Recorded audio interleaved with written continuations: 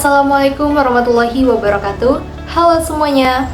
Perkenalkan, nama saya Dwi Tamardianti dengan NIM 0603128242955. Saya dari Program Studi Pendidikan Ekonomi, Fakultas Keguruan dan Ilmu Pendidikan Universitas Sriwijaya. Adapun tujuan saya membuat video ini adalah untuk memenuhi tugas ujian tengah semester mata kuliah Pengembangan Media Pembelajaran Ekonomi dengan dosen pengampu Ibu Dewi Pratita, SPD MPD.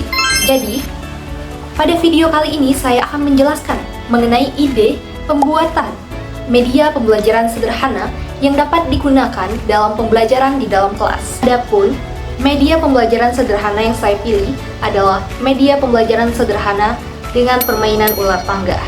Media pembelajaran sederhana ular tangga ini digunakan dalam pembelajaran dengan materi uang dan perbankan untuk kelas 10 SMA. Adapun tujuan pembelajaran yang akan dicapai melalui penerapan media pembelajaran sederhana yang akan dikembangkan adalah agar peserta didik mampu untuk yang pertama, mendeskripsikan konsep uang dan perbankan. Yang kedua, mengidentifikasi kriteria uang, jenis-jenis uang, dan fungsi uang.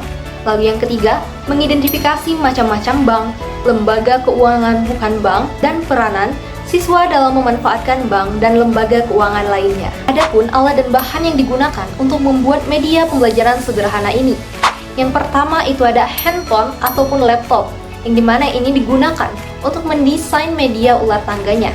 Lalu yang kedua ada Canva, merupakan aplikasi untuk mendesain media sederhana ular tangga. Yang ketiga itu ada internet, agar bisa mengakses Canva untuk mendesain media pembelajaran sederhana ular tangganya. Yang keempat itu ada boneka dadu. Yang kelima ada kardus. Yang keenam ada kertas karton untuk menuliskan pertanyaan dan jawaban dari materi. Yang ketujuh ada alat tulis seperti pena, pensil, gunting, dan lain sebagainya. Yang kedelapan ada lem. Nah, adapun cara pembuatan dari media pembelajaran sederhana ular tangga ini. Yang pertama itu kita butuh handphone ataupun laptop, lalu masuk dan login ke dalam aplikasi Canva yang sebelumnya sudah diunduh. Lalu membuat desain ular tangga dengan menarik. Setelah itu menyimpan desain, lalu mencetak desain tersebut di tempat percetakan dengan ukuran banner 3 meter x 3 meter. Selanjutnya, menyiapkan kertas karton dan alat tulis seperti pena ataupun spidol. Lalu, kertas karton tersebut dipotong dengan bentuk persegi dengan ukurannya yang kecil.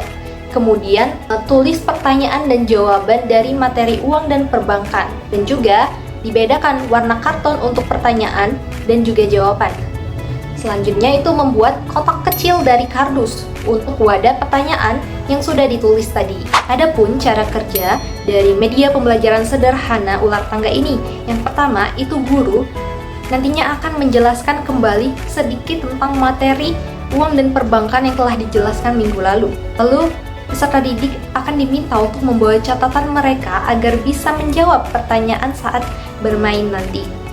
Lalu guru akan membagi menjadi 3 kelompok besar, yang dimana satu perwakilan masing-masing kelompok maju untuk bermain. Lalu yang kedua itu peserta didik harus melempar dadu dan melangkah di atas banner ular tangga sesuai dengan jumlah dadu yang didapatkan. Selanjutnya, jika pemain itu berdiri di atas kotak yang ada kepala ularnya, maka pemain harus turun mengikuti jalur ular tersebut. Selanjutnya, pemain tersebut harus menjawab sebuah pertanyaan. Pemain akan mengambil pertanyaan dari kotak yang telah disiapkan oleh guru sebelumnya. Nah, selanjutnya pemain atau peserta didik harus mencocokkan nih pertanyaan yang telah dia dapatkan dengan jawaban-jawaban yang sudah disusun di atas meja. Dan pemain boleh membuka catatan atau bukunya dan diberi waktu selama 4 menit. Jika pemain berhasil mencocokkan antara pertanyaan dan jawaban, maka akan mendapatkan 1 bintang kuning dan bisa melempar dadu kembali untuk melangkah ke kotak selanjutnya.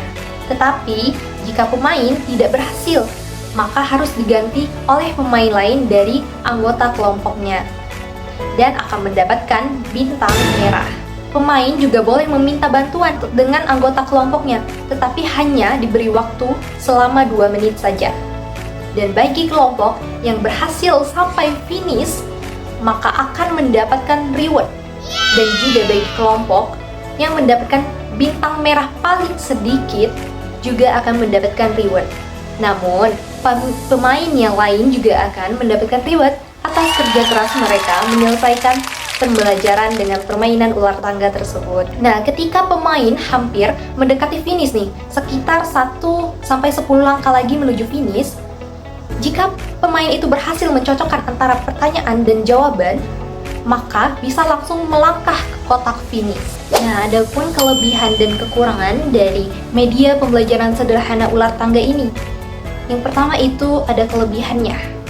Kelebihan dari media pembelajaran sederhana ular tangga ini, yang pertama itu membuat kegiatan pembelajaran itu lebih menyenangkan dan menarik, dan tentunya tidak cepat membuat bosan.